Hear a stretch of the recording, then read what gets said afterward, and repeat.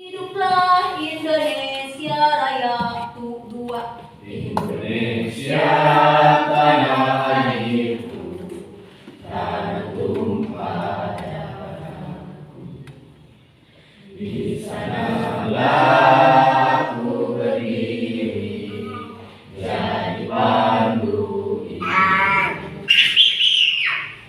Indonesia kebangsaanku, bangsa dan tanah air. Marilah kita berseru, Indonesia bersatu. Ikhlatanku, hiduplah negeriku, bangsaku, rakyatku semuanya. Bangunlah jiwanya, bangunlah badannya, untuk Indonesia Raya. Indonesia Raya, merdeka, merdeka, tanahku, negeriku yang ku cinta. Indonesia Raya, merdeka, merdeka, hiduplah Indonesia Raya. Indonesia Raya, merdeka, merdeka, tanahku, negeriku yang ku cinta. Indonesia Raya, merdeka, merdeka, hiduplah Indonesia Raya. Assalamualaikum warahmatullahi wabarakatuh. Bismillahirrahmanirrahim. Allahumma sholli wa yassir amri wa ahlul lisani yafqahu qawli, amma ba'du. Bapak Ibu yang saya hormati dan saya banggakan, pertama mari kita panjatkan puji dan syukur kehadirat Allah Subhanahu wa taala bahwasanya pada hari ini, hari Rabu tanggal 25 Oktober 2023, kita bisa melaksanakan pertemuan dalam acara diseminasi budaya positif di sekolah dalam keadaan sehat walafiat. Salawat serta salam semoga senantiasa tercurah limpah kepada junjungan kita Nabi besar Muhammad SAW beserta keluarga, sahabat dan umatnya sampai akhir. Ibu bapak guru yang berbahagia, alangkah bahagianya hari ini kita bisa bertemu kembali di acara pertemuan berikutnya setelah kita melaksanakan pertemuan sebelumnya. Adapun yang akan dibahas oleh CGP pada hari ini yaitu oleh Bapak Nanda, oleh Bapak Yadi dan oleh Bapak Rukman, yaitu tentang diseminasi budaya positif sekolah. Di antaranya adalah mereka akan menyampaikan ide dan gagasan budaya positif yang sudah beliau ini diterima di CGP, dan mudah-mudahan budaya positif ini bisa ditularkan kepada rekan guru sekalian dan menjadi motivasi bagi kita semua untuk kita juga bisa mengikuti CGP di tahap berikutnya. Oleh CGP akan dibahas bagaimana menyelesaikan masalah apabila siswa itu melakukan pelanggaran, baik tata tertib atau pelanggaran-pelanggaran yang lainnya yang ada di sekolah, dengan lebih efektif dan elegan lagi. Nah, untuk itu mari kita bersama-sama melihat dan mendengarkan bagaimana para CGP ini akan menyelesaikan hal-hal tersebut di sekolah kita. Mudah-mudahan apabila sudah CGP ini memberikan pengetahuannya kepada kita, memberikan solusi yang tepat tentang masalah ini, kita bisa melaksanakannya dengan baik ke sekolah, dan tentunya kita berharap sekolah ini akan lebih bagus. Itu saja yang Ibu akan sampaikan, yang bisa saya sampaikan hari ini. Mudah-mudahan acaranya berjalan lancar. Wabillahi taufiq walhidayah. Wassalamualaikum warahmatullahi wabarakatuh.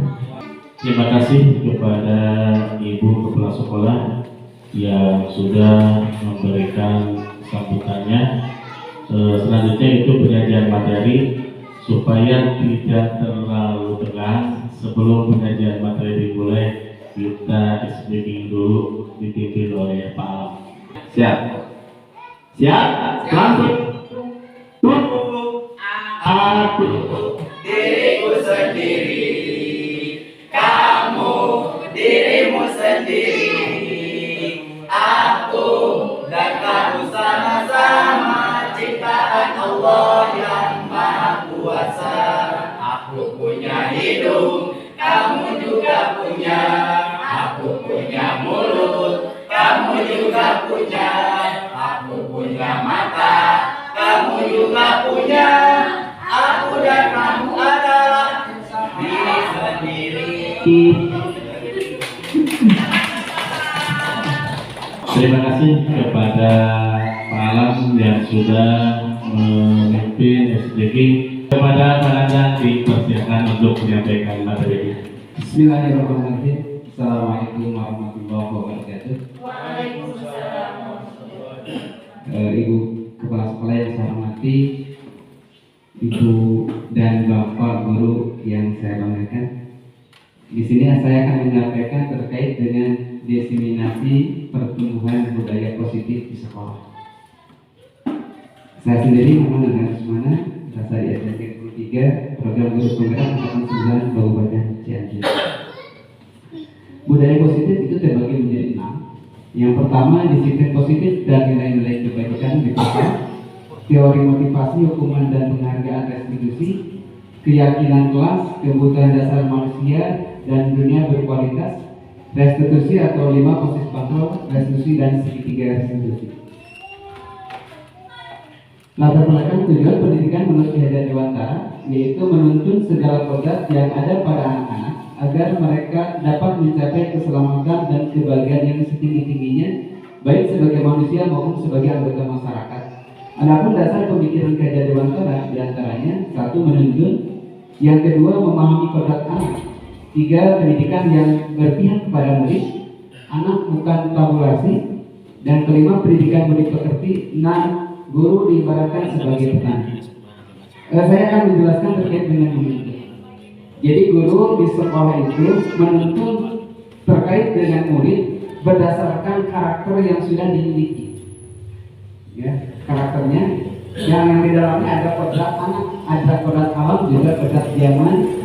Jadi pendidikan yang berpihak pada murid, bahwa kita sebagai di sekolah itu adalah murid segala-galanya. Atau ada juga yang mengatakan bahwa guru menghamba kepada murid.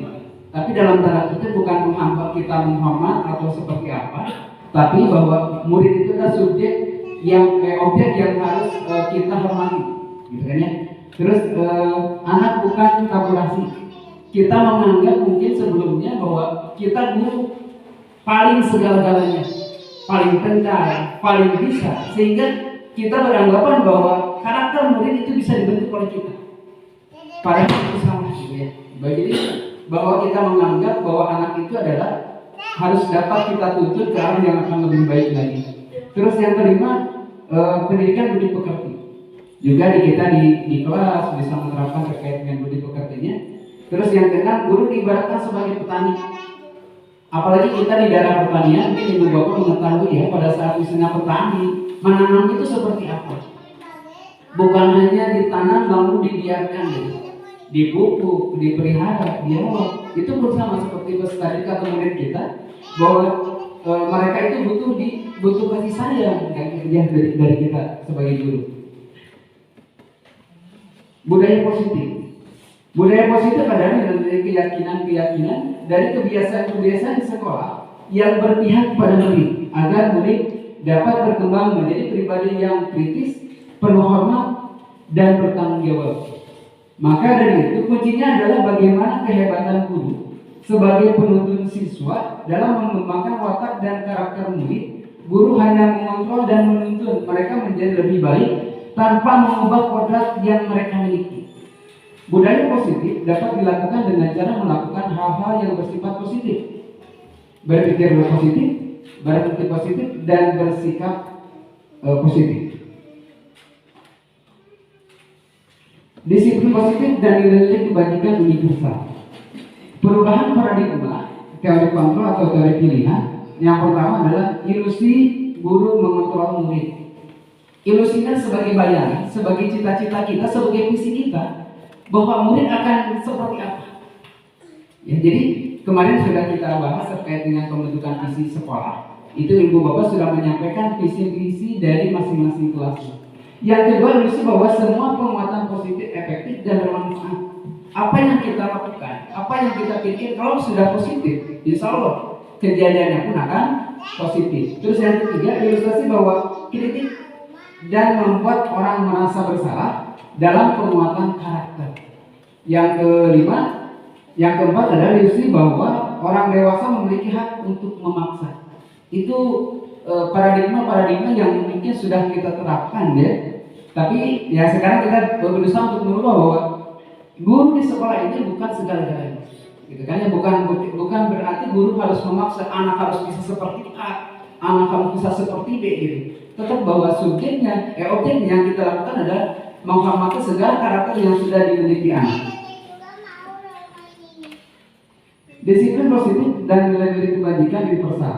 Perubahan paradigma stimulus respon teori kontrol. Jadi berdasarkan perubahan paradigma ini ada realitas kebutuhan kita sama. Kita menganggap siswa dan kita memiliki kesamaan. Padahal menurut teori kontrol ada realitas kebutuhan kita berbeda.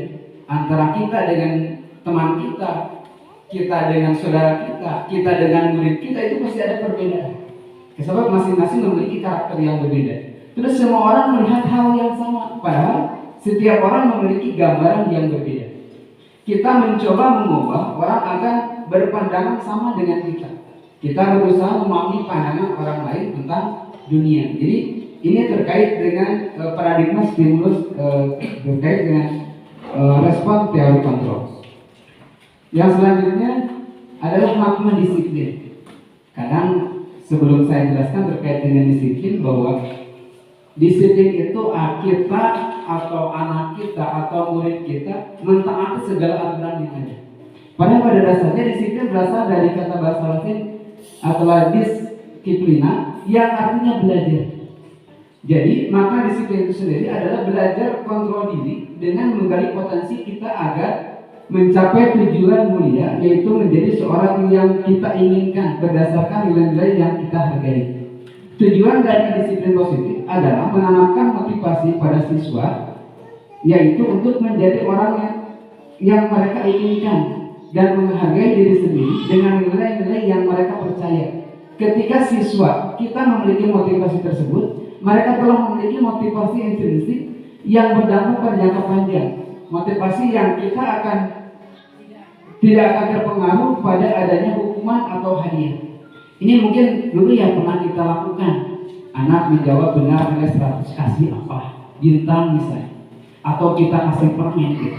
Itu adalah sebuah penghargaan yang tidak akan melekat dalam hati. Akhirnya terjadi kebiasaan. Menjadi tantangan bahwa mengerjakan sesuatu itu ingin mendapatkan hadiah. Ya, itu yang harus kita rubah. Mereka akan tetap berperilaku baik dan berdasarkan nilai kebajikan karena mereka ingin menjadi orang yang menjunjung tinggi nilai-nilai yang mereka hargai atau mencapai suatu tujuan mulia.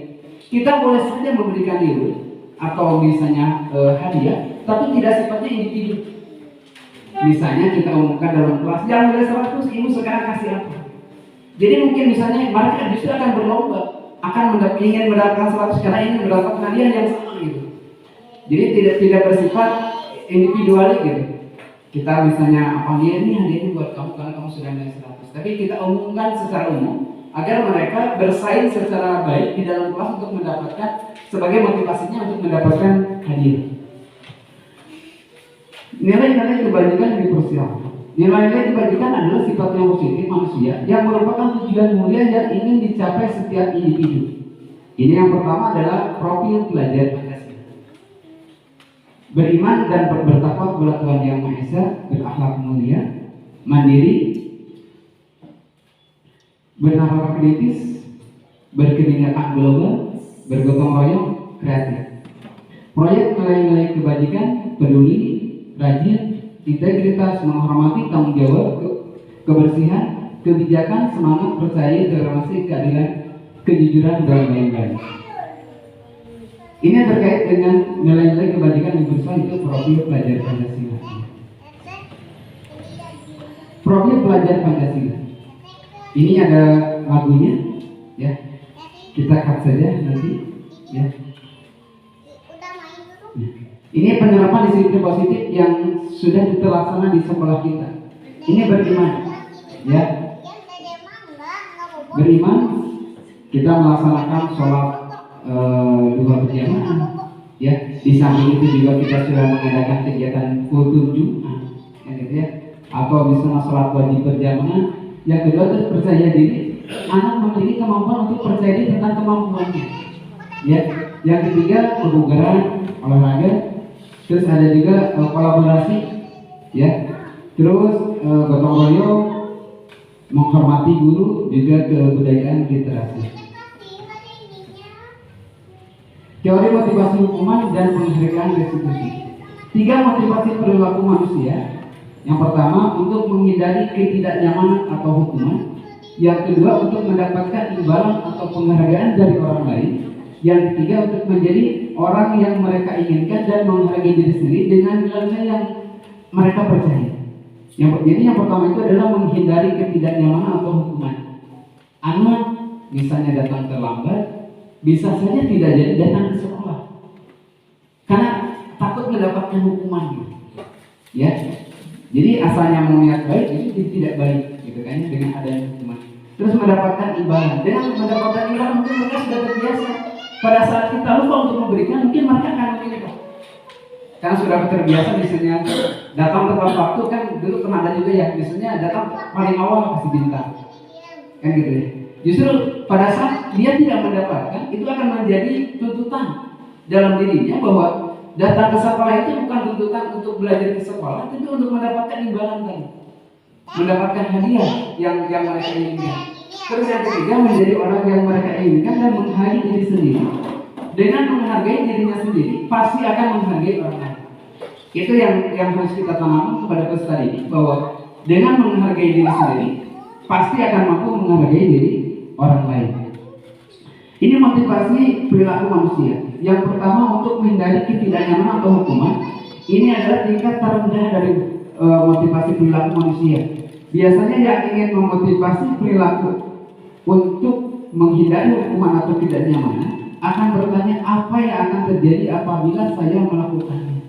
Sebenarnya mereka sedang menghindari permasalahan yang mungkin muncul dan terpengaruh pada mereka secara fisik, psikologis maupun tidak terpenuhinya kebutuhan mereka bila mereka tidak melakukan tindakan tersebut. Motivasi ini bersifat eksternal. Yang kedua untuk mencapai imbalan. Ini tadi sudah dijelaskan bahwa mereka sudah menjadi terbiasa untuk mendapatkan sesuatu, imbalan atau bisnya ribet kalau seandainya kita sudah membiasakan itu. Yang ketiga orang ingin motivasi ini akan bertanya, akan menjadi orang yang seperti apa? Itu yang harus kita tanamkan kepada diri kita, kepada diri peserta didik. Mereka ingin jadi apa? Maka mungkin tidak sedikit ibu bapak menyampaikan kepada peserta didik atau kepada anak, cita-cita apa? Itu akan menjadi visi mereka. Untuk mencapai cita-cita itu hal apa yang harus dilakukan? Jadi itu akan muncul di dalam dirinya atau bersifat dengan internal. Hukuman atau penghargaan. Ibu bapak bisa simak. Ini hukuman atau konsekuensi merupakan tindakan disiplin dalam menegakkan peraturan kelas atau di sekolah. Ini ibu bapak nanti bisa menjawab. Mencatat 100 kali di dalam buku kalimat, saya tidak akan terlambat lagi bagi yang mereka terlambat. Nanti ini hukuman atau konsekuensi. Menurut Pak Asep, ini hukuman atau konsekuensi? Konsekuensi. Menurut Buntin, lari mengelilingi lapangan basket 2 kali karena terlambat hari sekolah. Hukuman. Membersihkan coretan yang dibuatnya di meja tulis. Konsekuensi. Menggantikan kertas tugas teman yang dicoret-coret. Konsekuensi. Berjemur di lapangan pukul 12 siang karena mengobrol dengan teman. Kita buktikan ya. Nah, jadi menurut ibu bapak apa perbedaan antara hukuman dan konsekuensi? Konsekuensi sebuah tanggung jawab yang harus dilakukan atas kesalahan yang dia perbuat. Atas kesalahan, konsekuensi adalah hukuman yang harus diterima berarti ya atas kesalahan. Kalau hukuman itu sendiri apa? Tanggung jawab bukan. Konsekuensi tanggung jawab.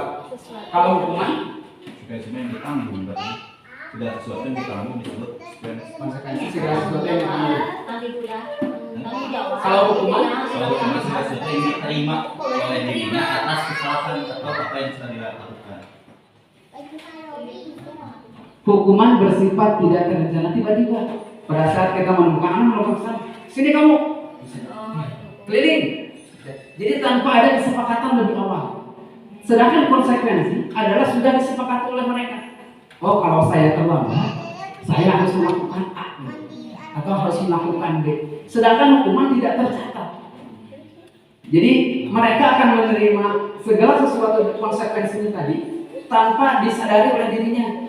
Tapi kalau misalnya konsekuensi itu sudah disepakati kesepakatan saat dia melakukan, dia harus sudah siap dengan konsekuensinya. Sedangkan hukuman itu sifatnya dadakan gitu, tanpa dibayangkan pada saat misalnya anak terlambat, oh saya akan mendapat hukuman apa? Apakah disuruh lari? Apakah disuruh push up? Apakah misalnya disuruh membersihkan ruang kelas? Jadi dia sendiri tidak mempunyai pegangan terkait dengan hal apa yang diterima tentang kesalahannya. Gitu. Ini ada beberapa contoh perbedaan antara hukuman dan konsekuensi. Dan hukuman itu biasanya bersifat ke fisik. Kebanyakan bersifat ke fisik gitu. Jadi bukan sebagai motivasi gitu. Tapi misalnya kalau misalnya konsekuensi itu biasanya menjadi motivasi bagaimana caranya dia tidak mendapatkan konsekuensi itu. Berarti dia tidak melakukan pelanggaran terkait dengan peraturan yang sudah disepakati. Ini dihukum atau penghargaan. Ya, Arif John mengemukakan baik penghargaan maupun hukuman adalah cara-cara mengontrol perilaku seseorang untuk menghancurkan potensi untuk pembelajaran yang sesungguhnya. Menurut John, secara ideal tindakan belajar itu sendiri adalah penghargaan atau penghargaan sesungguhnya. Pengaruh penghargaan, satu, pengaruh jangka pendek atau jangka panjang. Jadi kalau kita memberikan hukuman mungkin tidak pernah terbaik. Anak akan menyakitkan dia, akan merasa dendam nggak dia? Terus dan biasanya mungkin ibu bapak pernah merasakan hal apa yang pernah ibu bapak rasakan pada saat dulu lagi sekolah ini, pernah mendapatkan hukuman apa? Terlalu banyak berarti ya. Misalnya ada satu saja yang ibu bapak ingat sampai hari ini, hukuman apa yang pernah ibu bapak rasakan? Ada yang berdiri di lapangan, ada yang ditampar, ada yang seperti ini, ada yang nyuruh bola. Itu masih diingat. Itu begitupun peserta didik kita ke depan. Begitu peserta didik kita ke depan. Apa yang kita lakukan mungkin menurut kita sepele, dibang jepret. Tapi kalau dia sudah menyentuh ke dalam hatinya, sampai kapanpun tidak akan lupa. Itu yang jadi khawatir. Jadi bukan berarti menyadari tentang kesalahan, justru akan ada dendam dalam hati. Awas jangan aki-aki dicirikan. Awas sama sudah dewasa saya bahas. Ini yang dikhawatirkan. Terus penghargaan ini tidak efektif. Kenapa? Sebab pada saat anak melakukan kebaikan kita hargai. Pada saat kita tidak memberikan, mungkin ini kamar kita dihargai. Seperti misalnya kita memberikan tugas kepada anak, terus kita tidak menilainya gitu. Itu jangan salah bahwa pada saat kita memberikan tugas, pada saat akan diperiksa, ada kemarin kita diperiksa gitu. Ya. Terus yang ketiga merusak hubungan. Tadi karena biasanya ada dendam dalam hatinya, sehingga harmonisasinya antara mereka dengan kita akan terjaga. Ya. Jadi bahkan mungkin kalau misalnya suatu kesalahan itu akan mudah sekali tersebar. Ini yang dikhawatirkan. Terus penghargaan mengurangi ketepatan. Karena penghargaan, jadi dia sendiri tidak berpikir bagaimana caranya untuk ketepatan terkait dengan apa yang ditugaskan. Ya, yang keempat menurunkan kualitas, yang kelima penghargaan mematikan kreativitas, penghargaan menghukum motivasi dalam diri intrinsik. Restitusi adalah proses menciptakan kondisi baik murid untuk memperbaiki kesalahan mereka sehingga mereka bisa kembali pada kelompok mereka dengan karakter yang lebih kuat.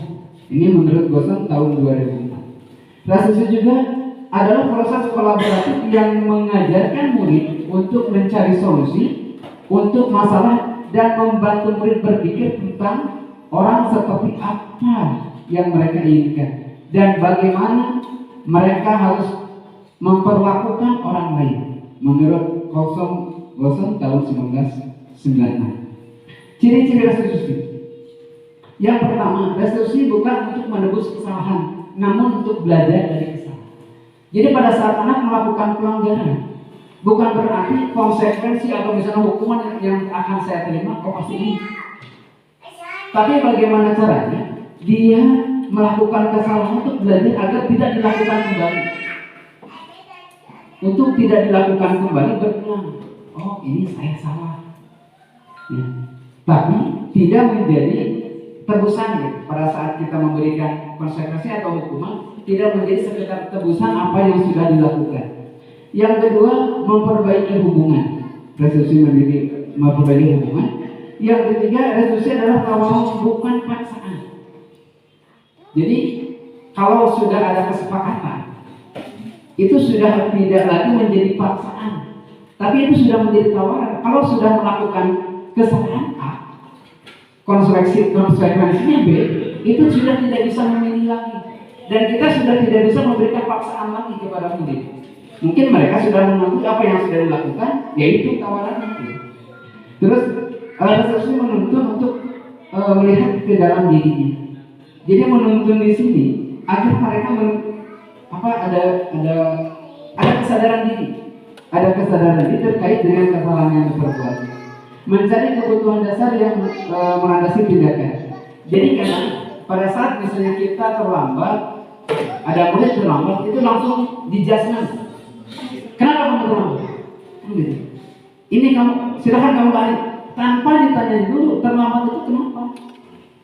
Misalnya membantu dulu orang tuanya di rumah, atau misalnya di jalan terjadi apa, sehingga dia bisa datang terlambat. Ya, jadi tidak menjadi tidak lagi melihat langsung menjudgment terkait dengan kesalahan ini. Terus fokus pada karakter dan tindakan.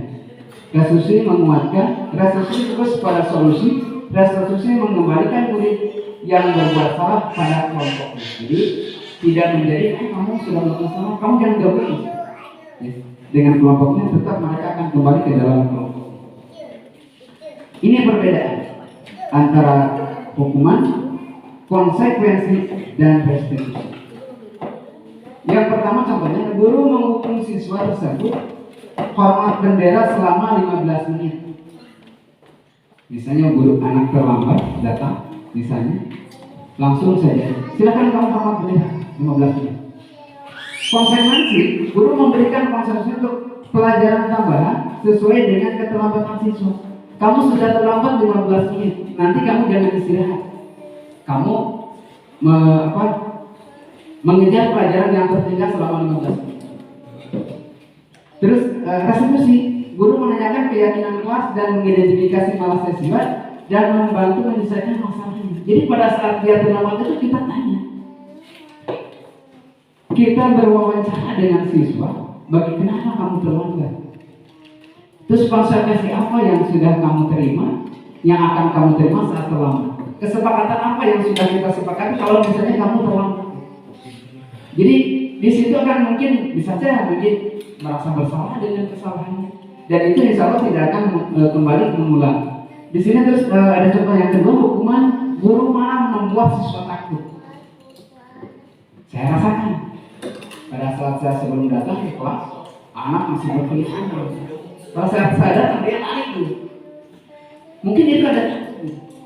Jadi bukan berarti menyadari bahwa masuk kelas itu hasil kesepakatan jam 7 harus sudah masuk kelas, tapi dia takut. Pernah Ibu Bapak merasakan saat anaknya seperti itu? Ya. Jadi membuat anak takut. Terus yang kedua, konsekuensinya adalah guru tegas dan siswa menghormati peraturan.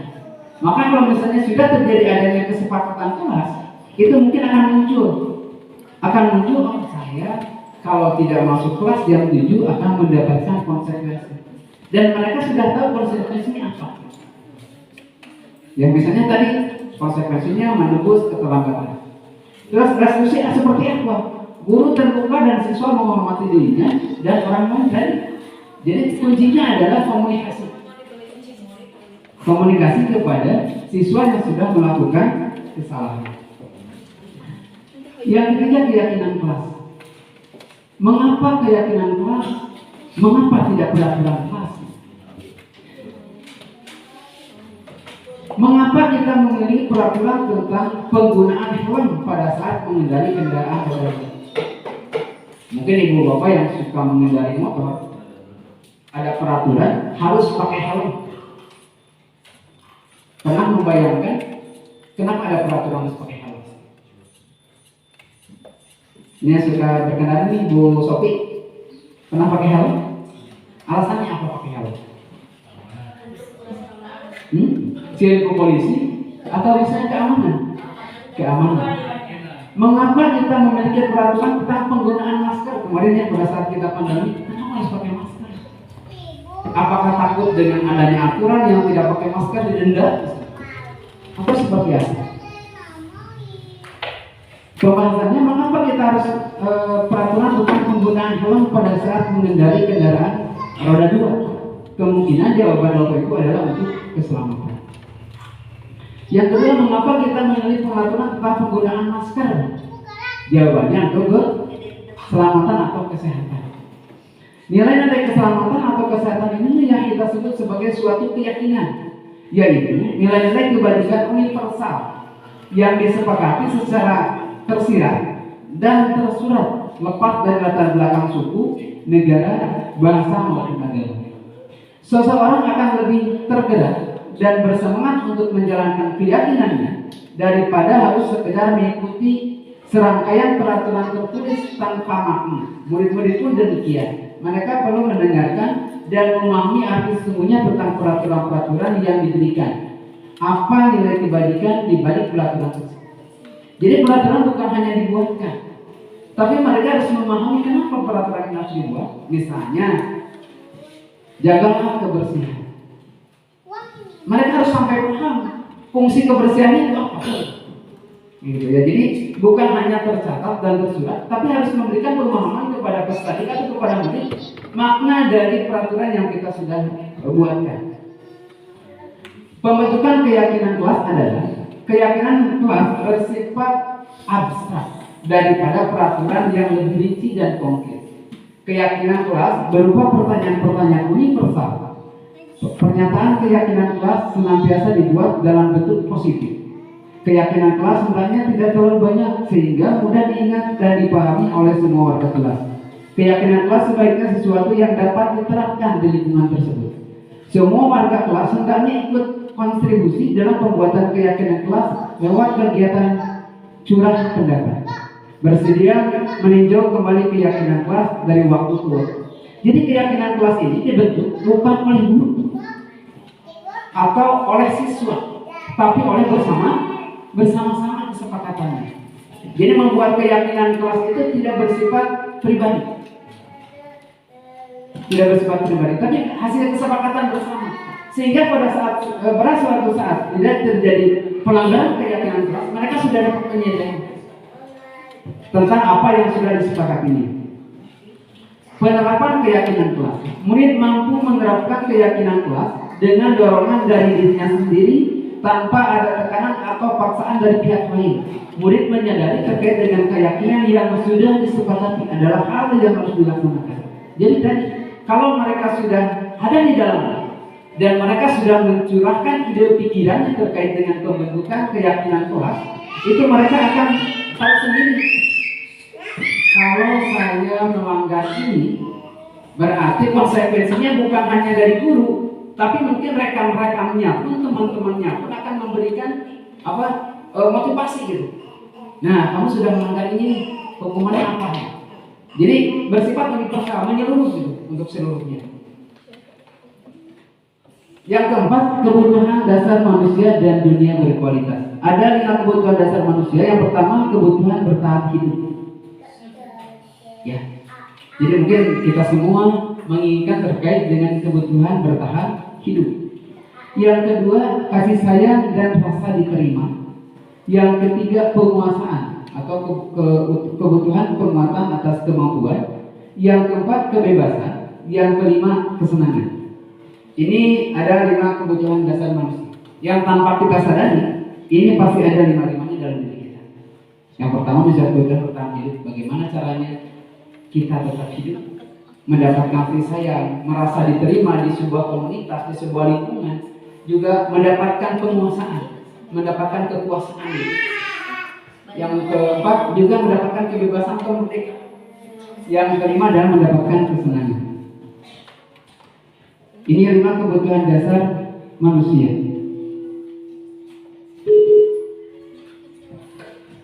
Boleh ibu bapak nanti simak video.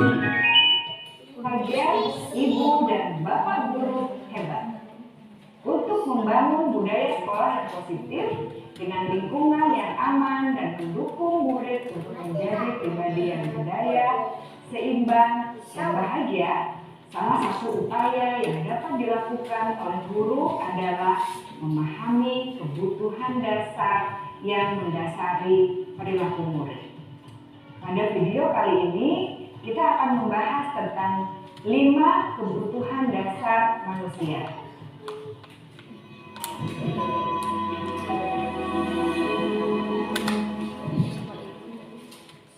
Ki Hajar Dewantara dalam salah satu kutipannya menyatakan, kita ambil contoh perbandingannya dengan hidup tumbuh-tumbuhan.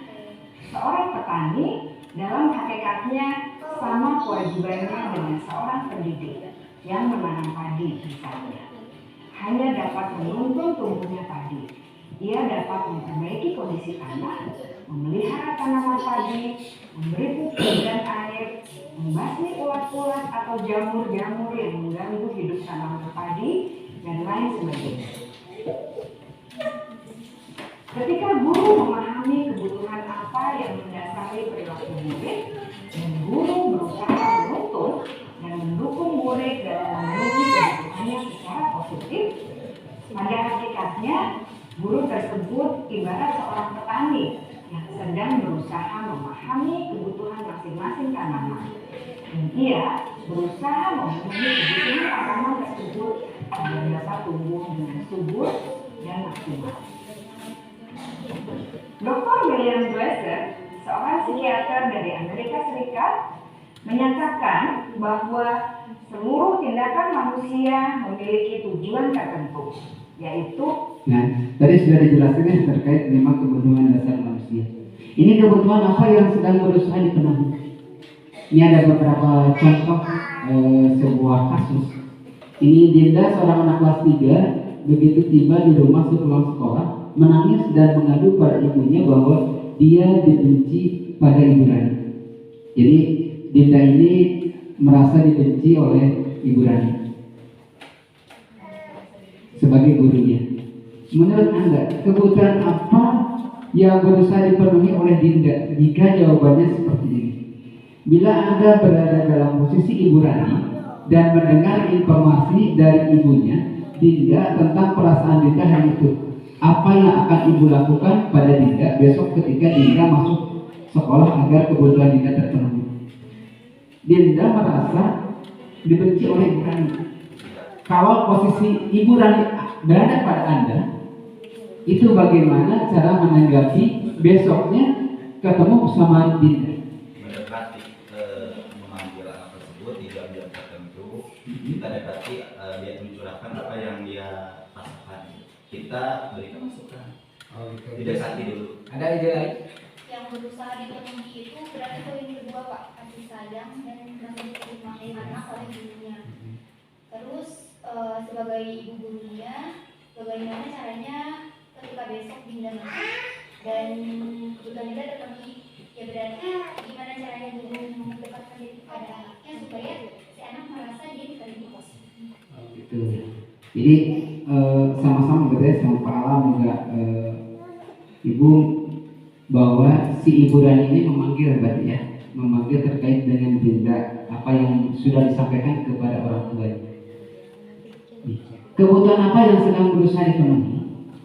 Jawabannya, ibu guru bilang, aku tidak boleh bersenandung sewaktu mengerjakan tugas.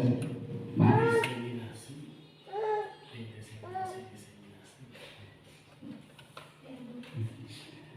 sewaktu mengerjakan tugas, katanya kelas harus tenang, tidak ada suara, nggak seru jadinya. Jadi di sini si Dinda ini punya pikiran kalau misalnya tidak bersiul nggak seru gitu. Terus yang kedua, ibu guru tidak menyapa hari ini, padahal aku pakai jakit rambut baru.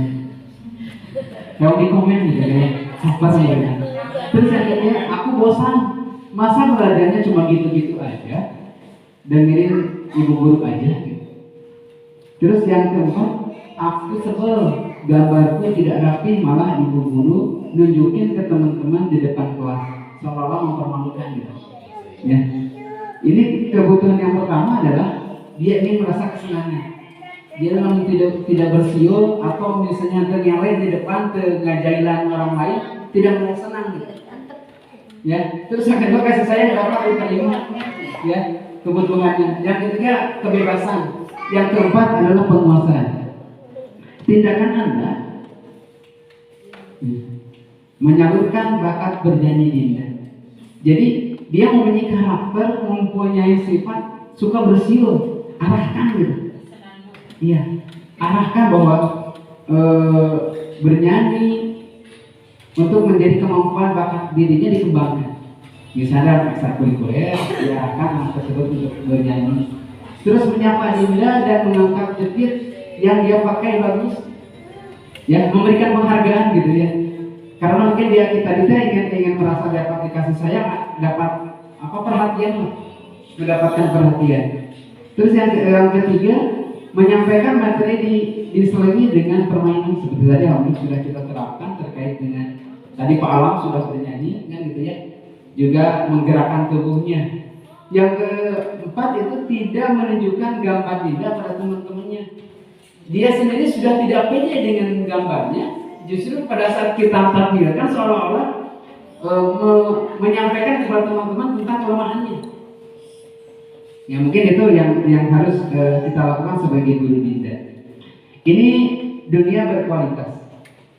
Dunia berkualitas adalah tempat khusus dalam pikiran Anda, tempat Anda menyimpan gambaran representasi dari semua yang Anda inginkan.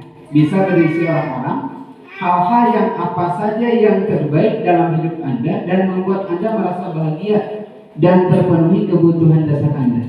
Dr. William Gleiser menyebut seperti semacam album foto, sehingga isinya tidak akan terlalu banyak, hanya akan terdiri dari beberapa hal saja yang sangat signifikan dan benar-benar terbaik buat diri Anda. Misalnya kita punya album foto, pasti foto-foto yang terbaik yang disimpan, atau foto-foto yang berkesan. Termasuk misalnya ada catatan penting yang disimpan, bukan hanya sekedar catatan. Termasuk kejadian kemarin ada surat spesial itu. Murid kita juga mempunyai gambaran dunia berkualitas mereka. Tentunya sebagai guru kita ingin mereka memasukkan hal-hal yang bermakna dan nilai kebaikan yang hakiki dalam dunia berkualitas mereka. Sama. Jadi pada saat kita berhadapan dengan peserta dan murid kita, mereka pun pasti mengharapkan hal yang sama, hal-hal yang terbaik yang mereka tampilkan, hal-hal terbaik yang mereka tampilkan dan yang kita tampilkan sehingga muncul percaya dirinya. Bukan berarti hal negatifnya yang kita tampilkan, tapi justru hal-hal yang positifnya. Maka kalaupun misalnya ada anak yang melakukan kesalahan, kita jangan melihat satu titik kesalahannya, tapi kita juga harus melihat faktor-faktor positif yang dimiliki oleh anak itu. pasti akan lebih banyak faktor positifnya daripada faktor negatifnya. Jadi jangan sampai karena nilai setitik bisa sebelah kebaikan-kebaikan yang sudah anak miliki, karakter yang anak miliki justru terbunuh oleh satu kesalahan. Ini ada restitusi 5 posisi kontrol kita sebagai guru. Yang pertama penghukum, yang kedua membuat merasa bersalah, yang ketiga kita sebagai teman, yang keempat kita sebagai pemantau, yang kelima kita sebagai manajer. Jadi di guru ini adalah komplek ya. Ada penghukumnya, pembuat merasa bersalahnya sebagai teman juga, sebagai pemantau juga sebagai manajer. Nih, 5 posisi kontrol. Ya.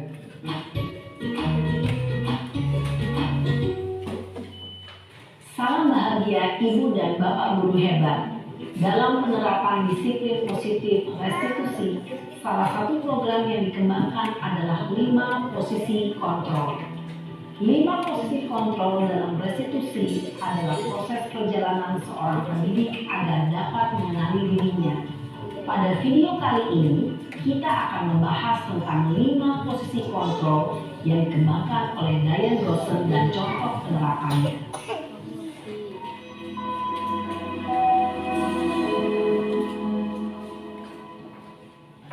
Lima posisi kontrol itu adalah 1. Posisi penghukum, 2. Posisi pembuat merasa bersalah, 3. Posisi teman, 4. Posisi pemantau atau monitor, dan 5. Posisi manajer. Untuk lebih memahami kelima posisi tersebut, mari kita saksikan kasus Naren yang terlambat hadir 20 menit di sekolah dan melihat bagaimana kelima posisi kontrol dalam menghadapi masalah tersebut. Ini contohnya ada siswa yang terlambat datang ke sekolah.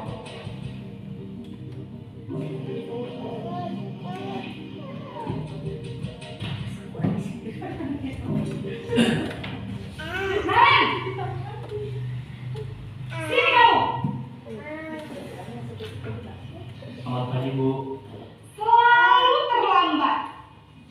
Kamu deh, pasti terlambat. Maaf Bu, saya Apa? Apa coba? Alasannya apa lagi? Kapan sih kamu tidak terlambat? Malas sekali ya kamu jadi anak. saya Gak kapok malas.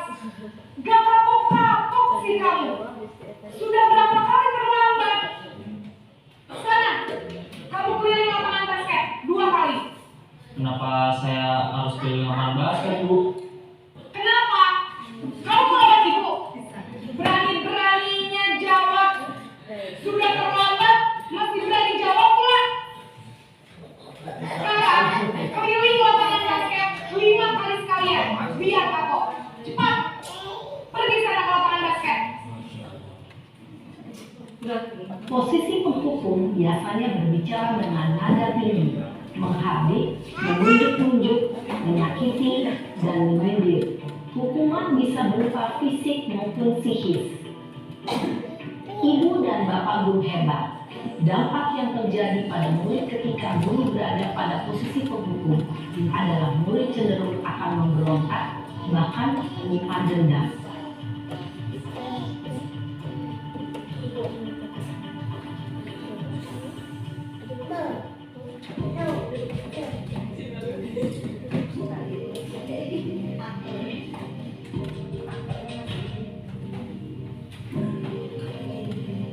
Naren!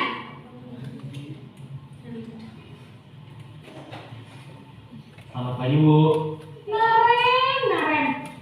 Kamu kenapa terlambat lagi, nak? Ya Tuhan, Naren. Kamu senang ya bikin ibu susah ya? Kalau kamu terlambat lagi, nanti ibu yang ditegur bapak kepala sekolah, nak. Disangka ibu tidak bisa membina kamu. Duh, gimana ini? Maaf Bu. Duh, Gusti Naren. Kamu suka ya kalau ibu ditegur bapak kepala sekolah?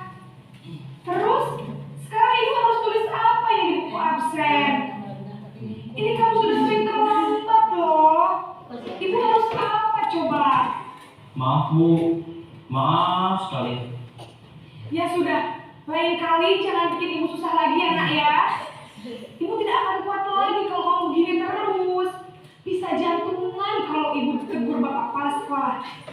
Sana cepat kelas. Maaf ya Bu, maaf sekali. Posisi pembuat rasa bersalah berbicara dengan nada tenang, cenderung lembut. Namun kata-kata yang diutarakan membuat murid merasa menjadi orang yang gagal, memandang buruk dirinya sendiri, merasa tidak berharga, dan tidak sanggup membahagiakan orang lain. Ketika guru mengambil posisi pembuat rasa bersalah, murid akan menganggap dirinya yang bersalah dan ia akan menyimpan emosi negatif tersebut di dalam dirinya.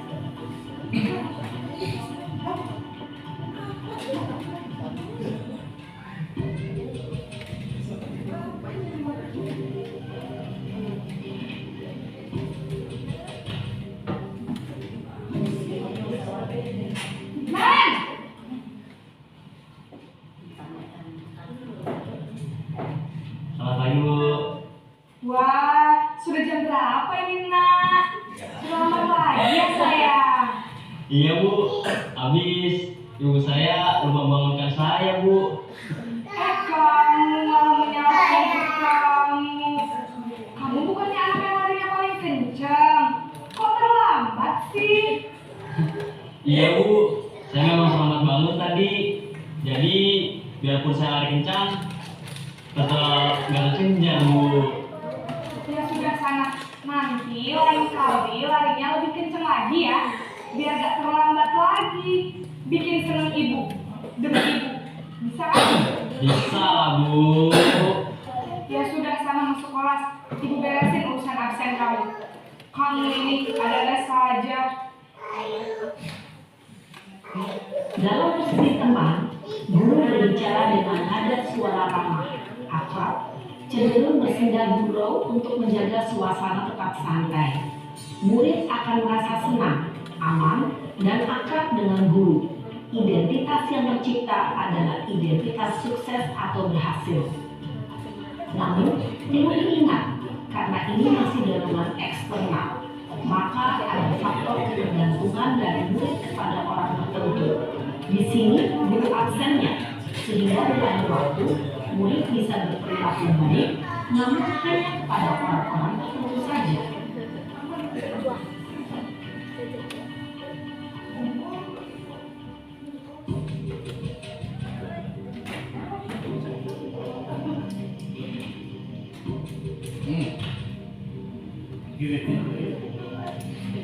Nan!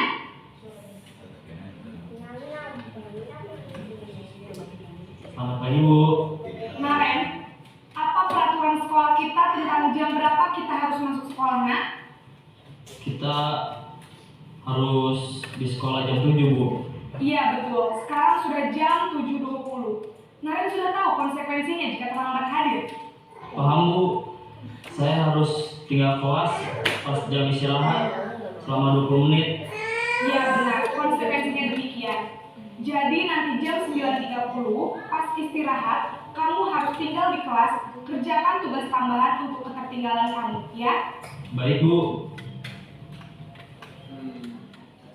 Posisi pemantau mengandalkan penghitungan atau data untuk mengontrol murid. Guru mengarahkan murid berdasarkan peraturan dan konsekuensi. Seorang pemantau menunjukkan bahasa tubuh dan ekspresi wajah yang datar dan cenderung formal.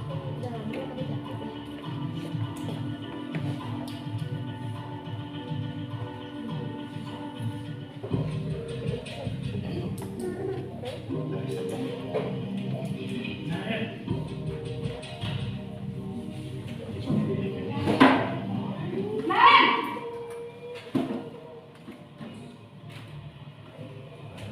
Selamat pagi Bu. Selamat pagi, Naren. Maaf Bu, saya terlambat. Iya, sekolah masuknya jam 7, sekarang sudah jam 7.20. Jadi sekarang bagaimana nih, Naren? Maaf Bu, Saya lupa setel alarm saya semalam.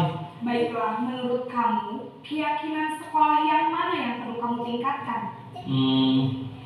Menghargai diri sendiri dan orang lain mungkin ya Bu. Setuju. Jadi, apakah Naren meyakini prinsip saling menghormati tersebut? Iya Bu, saya meyakininya.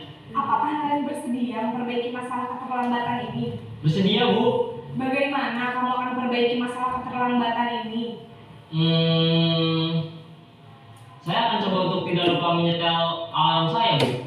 Baik, kalau Naren lupa menyetel alarm di rumah, ada orang yang kira-kira bisa bantu mengingatkan tidak? Ada Bu. Kakak saya, Kak Emma. Ada lagi selain Kak Emma? Selain Kak Emma, ada ibu saya. Baik, jadi yang mengingatkan Naren adalah Kak Emma dan ibu kamu ya? Kira-kira akan mulai setel alarm kapan ini? Setelah pulang sekolah, akan segera saya lakukan. Baik, jadi Naren akan setel alarm untuk bangun besok pagi dan akan diingatkan oleh kakak dan ibunda Naren ya. Ada lagi yang mungkin perlu dilakukan Naren agar tidak terlambat bangun lagi? Tidak ada Bu. Baik Naren, terima kasih untuk kerjasama kamu. Sekarang kamu perlu kembali ke kelas untuk belajar. Baik Bu, terima kasih.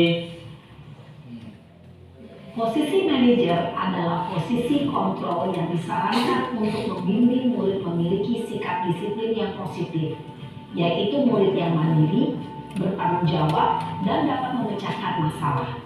Tujuan dari posisi ini adalah agar murid dapat berefleksi atas tindakannya. Guru akan dengan tulus memberikan pertanyaan-pertanyaan bermakna, sehingga membuat murid dapat belajar dari kesalahannya dan mencari sebuah solusi untuk menyelesaikannya. Itu video terkait dengan pengambilan keputusan pada saat anak melakukan kesalahan atau misalnya melanggar peraturan yang sudah ditetapkan. Ya, jadi ada tadi bersifat untuk hukuman, yang kedua merasa bersalah, yang ketiga teman, yang keempat contoh, yang kelima adalah sebagainya. Ini ada siapa yang mengatakan dan dalam posisi kontrol apa? Saya kecewa sekali dengan kamu. Itu posisi kontrolnya yang mana? Apakah penghukum, apa misalnya sebagai teman, apa sebagai manajer, atau sebagai pemantau, atau merasa berbuat kesal? Simpan dalam hati jawabannya. Yang kedua, kalau kamu tidak melakukan, saya akan hukum. Ayolah lakukan demi saya apa yang telah kamu lakukan. Ingat bukan apa yang telah saya lakukan untuk kamu. Yang terakhir, apa rencanamu untuk menyelesaikan ini? Saya kecewa sekali dengan kamu. Itu akan membuat anak itu merasa bersalah, sebab akan ada dampak lain, gitu. Dampak lain yang akan dilakukannya kepada orang lain. Terus yang kedua, kalau kamu tidak melakukan, saya akan lakukan apa? Yaitu sebagai penghukum. Saya akan menyuruh kamu untuk lari misalnya, untuk push up dan sebagainya. Terus ayo lakukan demi saya. Posisinya sebagai teman. Lalu apa yang telah kamu lakukan? Kembali ke dalam dirinya adalah kita sebagai pemantau. Lalu ingat bukan apa yang telah saya lakukan untuk kamu? Itu posisinya sebagai teman. Apa rencanamu untuk menyelesaikan ini? Itu sebagai manajer. Sekarang segitiga restitusi. Ini materi terakhir terkait dengan budaya positif. Segitiga restitusi kita ada batu bertiga. Ada menstabilkan identitas, validasi tindakan yang salah, menanyakan keyakinan. Segitiga restitusi yang pertama adalah menstabilkan identitas. Ini ada beberapa contoh tindakan yang dilakukan. Yang pertama, berbuat salah itu tidak apa-apa. Jadi pada saat anak melakukan kesalahan, kita panggil setelah dipilih, misalnya kalau di SMP SMA kan ada ruang BP ya. Kalau kita misalnya ada ruang guru lah, dibikin tempat yang tenang, jadi anak tidak merasa dihukum gitu oleh kita. Terus yang kedua, tidak ada manusia yang sempurna. Itu awal-awal kata untuk menstabilkan identitasnya. Jadi pada saat mereka dipanggil oleh kita tidak tahu dia akan mendapatkan hukuman. Stabilkan dulu. Terus yang ketiga, setiap orang pasti pernah melakukan kesalahan. Yang keempat, kita bisa menyelesaikan ini kan, misalnya Bapak Ibu tidak tertarik mencari siapa yang salah. Misal ada yang berkelahi nih, kita tidak bisa mencari titik permasalahan yang dilakukan. Justru itu akan meluas gitu. Sebab kalau misalnya terjadi kesalahan seperti itu pasti saling menyalahkan. Justru tidak akan ada penyelesaian di akhirnya.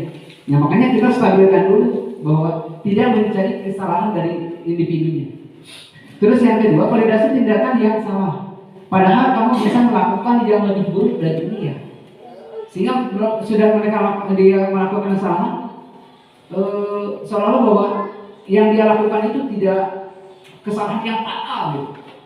Itu untuk memprediksi tindakan yang salahnya. Justru dengan sesuatu yang kecil saja, oh ternyata memiliki dampak ke yang lainnya. Terus yang kedua, kamu telah punya alasan melakukan itu. Apa alasannya? Kita gali. Terus yang ketiga, kamu patut bangga pada dirimu sendiri karena kamu telah melindungi sesuatu yang penting buatmu. Adanya pembelaan diri.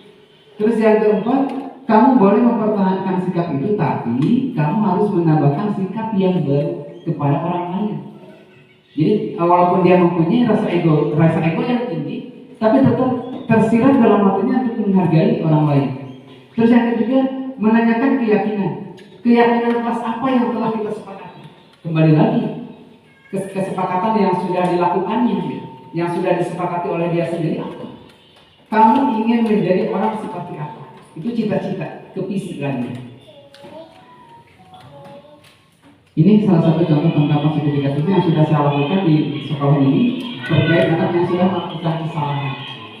Jadi kita melakukan yang tepat yang benar, dan anak tidak merasa didukung, kan gitu ya. Kita panggil secara baik-baik.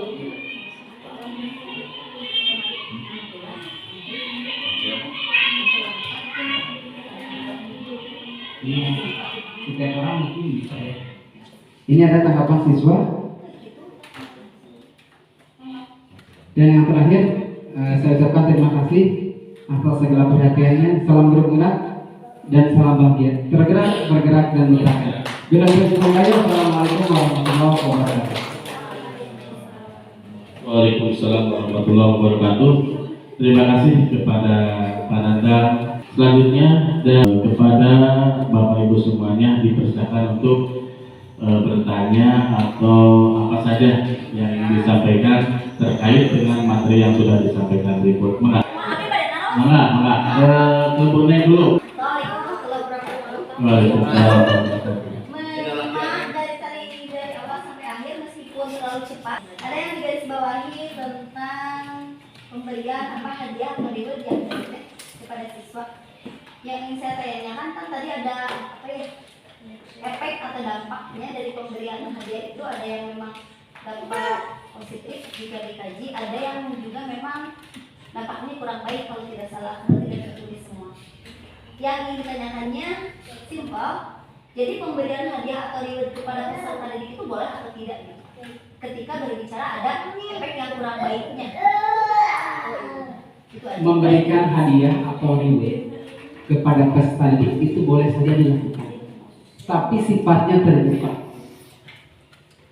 sehingga semua siswa yang ada dalam kelas bisa ikut bersaing terkait dengan untuk mendapatkan hadiah tadi. Justru akan menjadi motivasi. Tapi misalnya kegiatan-kegiatan yang sifatnya individu tapi kita kasih reward, seperti tadi misalnya datang lebih awal, itu akan menjadi tagihan dalam dirinya. Oh, saya harus datang lebih awal, ingin mendapatkan hadiah. Bukan berarti kesepakatan yang nilai 9, ibu kasih hadiah apa? Itu mereka akan bersaing untuk mendapatkan nilai 9. Berbeda dengan memberikan secara individu, sebab tidak adanya terkait dengan dorongan dalam dirinya. Tidak muncul dalam dorongan dirinya untuk mendapatkan hadiah semata-mata. Jadi kalau misalnya kemarin juga disampaikan ada kasus misalnya yang datang terlambat kasih bintang, yang tidak datang terlambat mestinya sebaliknya, gitu ya. Jadi itu justru tidak akan muncul dalam dirinya terkait dengan kedisiplinannya.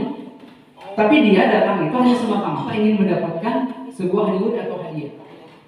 Jadi hadiah itu boleh kita untuk memberi motivasi kepada mereka, tapi diumumkan secara umum hari ini ibu akan memberikan apa. Jadi tidak sifatnya selamanya gitu. Tidak sifatnya selamanya hanya hari itu saja hadiahnya. Tidak besok, tidak lagi kan gitu ya. Tapi kalau seandainya kita menyebabkan yang datang tepat waktu ibu kasih hadiah, itu akan menjadi selamanya. Tapi untuk memberikan motivasi pada saat itu, yang nilai 10 hari ini ibu akan beri hadiah. Jadi besoknya kita tidak bisa menjanjikan lagi akan beri hadiah gitu. Jadi sifatnya sementara reward dan penghargaan tersebut. Mungkin itu. Terima kasih. Mungkin seperti itu jawabannya. Jadi memberikan hadiah itu bukan tidak boleh reward itu, tapi yang sifatnya memotivasi siswa di depan teman-temannya. Silakan Pak. Assalamualaikum warahmatullahi wabarakatuh. Waalaikumsalam warahmatullahi wabarakatuh. Saya akan menanyakan terkait dengan karakter anak yang mungkin di kelas itu berbeda-beda ya. Berbeda latar belakang dan seperti itu. Nah, tindakan apa yang harus dilakukan oleh kita sebagai pendidik untuk menguatkan karakter tersebut? Contohnya tadi anaknya ketika di Jakarta merasa dendam sama ketika keluar tingnya itu kalau bisa nah, penguatan apa yang harus kita lakukan terhadap anak yang mungkin mentalnya kurang, seperti contohkan kalau di kepolisian, di tentara, di kan karena karakternya besar seperti dibuat ya gitu. Nah, kita kalau di sekolah seperti apa? Jadi menurut Pak Alam mengarahkan gitu ya, mengarahkan karakternya. Apakah dan kita harus mencari dulu Pak Alam terkait dengan karakter dia dendam itu dendam apa? Yang menjadi pemicu dia jadi dendam itu seperti apa? Jadi gini, kalau kita dihukum saja anak tidak kata ngedram jadi ada bekas tadi ketika sudah kita keluar masih terngiang-ngiang. Ya, justru tadi kita sudah dibahas terkait 5 kontrol emosi kita pada saat mendapatkan anak melakukan kesalahan. Tadi di video itu sudah dijelaskan. Jadi anak melakukan kesalahan bukan satu-satunya cara memberikan hukuman itu selesai. Mungkin pada saat itu selesai, tapi dengan adanya dendam berarti tidak selesai. Adanya dendam dalam hati, adanya kecewaan siswa atau murid yang sudah kita berikan hukuman, bahkan mungkin pada saat dia melaporkan ke orang tua akan muncul permasalahan baru tentang hukuman itu. Maka tadi sudah dijelaskan bahwa ada 5 tahapan terkait dengan 5 posisi kontrol pada saat kita melakukan memvalidasi terkait dengan kesalahan yang dilakukan oleh siswa. Tidak semata-mata toh memberikan hukuman, tapi minimal tadi yang sudah dijelaskan, biasanya kita mengklarifikasi dulu apa yang sudah dilakukannya, atau misalnya kita sudah menyampaikan kepada siswa terkait dengan kesadaran dirinya, termasuk juga membuat mereka merasa bersalah, sehingga kalau misalnya dia merasa bersalah tidak akan mengangkut paut dengan orang lain, akan muncul kepada dirinya sendiri, oh saya sudah melakukan kesalahan, ini yang harus saya perbaiki. Itu jadi untuk mengantisipasi terjadi anak dendam dari 5 kontrol posisi tadi yang harus diterapkan. Tidak selamanya anak melakukan kesalahan hukuman yang harus mereka terima. Jadi semaksimal mungkin hukuman tidak adakan. Semaksimal mungkin hukuman tidak dilaksanakan dan tidak dilakukan oleh kita sebagai guru. Tadi misalnya merasa bersalah, merasa kita misalnya jadi temannya, merasa kita misalnya menjadi manajernya, gitu. Mungkin itu Pak Alam ya. Jadi posisi menghukum semaksimal mungkin kita tidak lakukan sebagai pendidik. Terima kasih. Terima kasih. Mungkin seperti itu jawabannya Pak Alam ya. Mudah-mudahan puas untuk kedepannya dicari lagi solusinya yang lebih baik lagi untuk kedepannya dengan tujuan atau harapan supaya putra putri kita lebih terlayani dengan baik. Mungkin alhamdulillah acara penyampaian materi yang pertama diseminasi budaya positif yang disampaikan oleh Pak Nanda sudah berakhir. Kita akhiri dengan membaca hamdalah. Alhamdulillahirabbil alamin. Terima kasih. Assalamualaikum warahmatullahi wabarakatuh. Bapak mendapatkan laporan ya dari teman-teman sekelas bahwa kamu itu sering mengganggu kegiatan pembelajaran teman-teman. Apakah betul seperti itu? tidak punya kemenangan. Dan Anda kan suka berberagam kegiatan. Iya, setiap orang mungkin bisa ya biasa bergurau, tapi bergurau kita harus tahu waktu, harus tahu tempat, jangan sampai mengganggu kegiatan pembelajaran teman-teman. Ya. Apalagi di sekolah kita sudah ada dibuatkan kesepakatan kelas. Tahu kesepakatan kelas kita apa tuh? Datang tepat waktu, tidak mengganggu saat tidak mengganggu saat pembelajaran. Itu kata misalkan. Nah, kamu kan udah tahu itu ya. Jadi Bapak harapkan ke depan kami selalu menerapkan terkait dengan kesepakatan kelas kita sehingga tidak mengganggu kegiatan pembelajaran yang lain. Terima kasih atas waktunya. Assalamualaikum warahmatullahi wabarakatuh. Perkenalkan, nama saya Siti Saripah, kelas 5C. Saya bangga dengan menyelesaikan masalah dengan Bapak, karena Bapak tidak memberikan hukuman tentang apa yang sudah saya lakukan. Saya bahagia belajar bersama Bapak. Terima kasih. Wassalamualaikum warahmatullahi wabarakatuh.